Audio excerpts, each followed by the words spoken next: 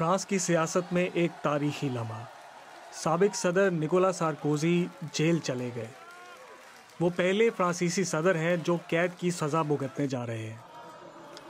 जब Nicola Sarkozy अपनी अहलिया कार्ला ब्रोनी का हाथ थामे पेरिस में अपनी रिहाइशगाह से निकले तो वहाँ 100 से ज़ायद अफराद ने तालियां बजाकर निकोला निकोला के नारे लगाए।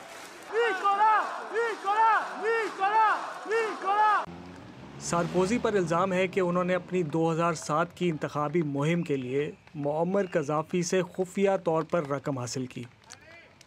अदालत ने उन्हें 5 साल कैद की सज़ा सुनाई है।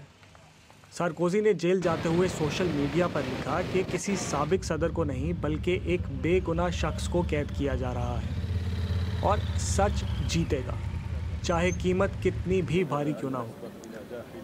अब वो पेरिस की ला सांते जेल के एक छोटे से सेल में कैद हैं, जहां उनके पास सिर्फ एक टीवी, मेज़ और छोटा चूल्हा है और दिन में उन्हें 1 घंटे की सैर की इजाज़त है।